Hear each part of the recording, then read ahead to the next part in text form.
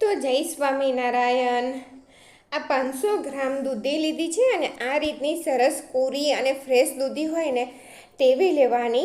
આજે આપણે દૂધીથી એક સરસ નવો નાસ્તો બનાવીશું અને ખૂબ જ ટેસ્ટી લાગે છે, ક્રિસ્પી, બહારથી ક્રિસ્પી અને અંદરથી સોફ્ટ। તો પહેલાં આપણે દૂધીને ધોઈ અને છોલી લીધી છે અને હવે તેને આ રીતે આપણે છીણી લેવાની છે।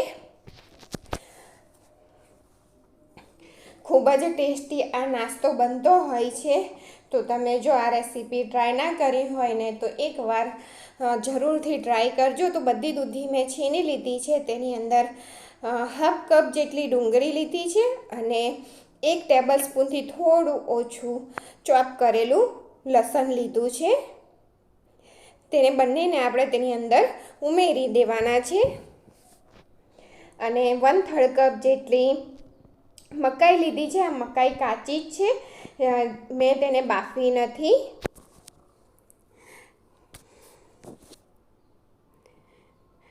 તો 1 ટીસ્પૂન જેટલું ઓરેગના કે મિક્સ હર્બ્સ તમારી જોડે જે હોય તે, અને થોડીક અમથી હળદર, 1 ટીસ્પૂન જેટલા રેડ ચીલી ફ્લેક્સ, કે પછી જો તમારે તીખાશ વધારે જોઈતી હોય તો તે પ્રમાણે તમારે ઉમેરી દેવાના। જો તમારે વધારે તીખું જોઈતું હોય તો તમે તેની અંદર કટ કરીને 1 કે 2 લીલા મરચાં પણ ઉમેરી શકો છો અને સ્વાદ પ્રમાણે મીઠું ઉમેરી દેવાનું।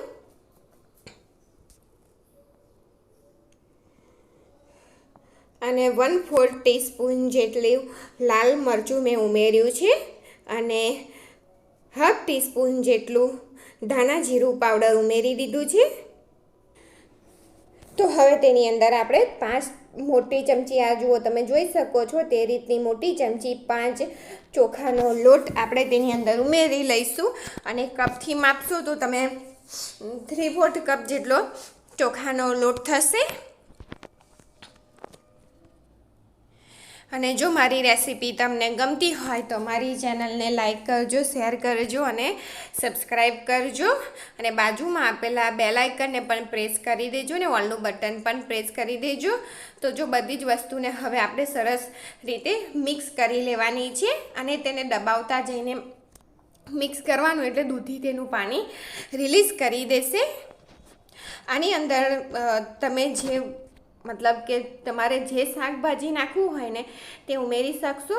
તો જુઓ મને હજુ દૂધી વધારે લાગે છે તો હું 2 ટેબલ સ્પૂન ફરી લોટ ઉમેરી રહી છું, એટલે કુલ તમારે 7 ટેબલ સ્પૂન જેટલો ચોખાનો લોટ ઉમેરવાનો, કે પછી 1 કપ ભરીને તમારે 500 ગ્રામ દૂધીની સામે 1 કપ ભરી અને ચોખાનો લોટ ઉમેરી દેવાનો અને ત્યાર પછી મિક્સ થઈ ગયા પછી થોડું પાણી રેડી અને તેને આ રીતે આપણે એક બેટર ફોર્મમાં બનાવી લેવાનું છે અને તમને બતાવી દઉં ચમચીમાંથી કે આ રીતનું બેટર હોવું જોઈએ।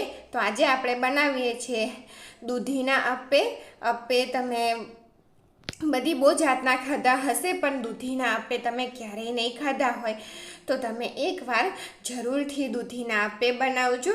તો મેં અપ્પે પેન ઉપર મૂકી દીધું, ગેસ ઉપર મૂકી દીધું, તેની અંદર તેલ લગાવી દીધું અને આ રીતે આપણે તેની અંદર બધા અપ્પે બેટર ભરી દઈશું અપ્પે માટે।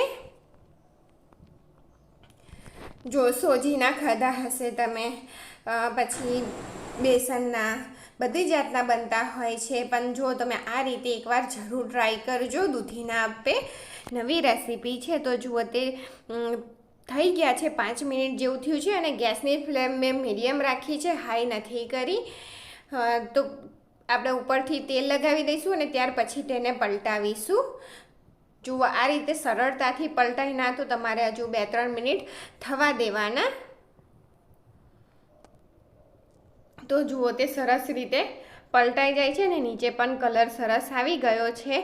તો હવે બધા મેં પલટાવી દીધા છે તે રીતે અને તેને ફરીથી ઢાંકી અને 2-3 મિનિટ માટે થવા દઈશું।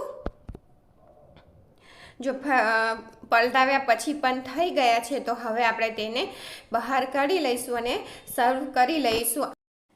અને આ આપે તમે બાળકોને લંચ બોક્સમાં પણ ભરીને આપી શકો છો અને માત્ર 10 જ મિનિટમાં બનીને તૈયાર થઈ જાય છે. તો તમે જો આ એકવાર બનાવશો તો તમને વારંવાર બનાવવાનું મન થશે તેવા સરસ લાગતા હોય છે અને બાળકો પણ ખાઈ લેશે ખુશીથી. અને તમે આને દહીં સાથે કે ગ્રીન ચટણી કે સોસ સાથે સર્વ કરી શકો છો.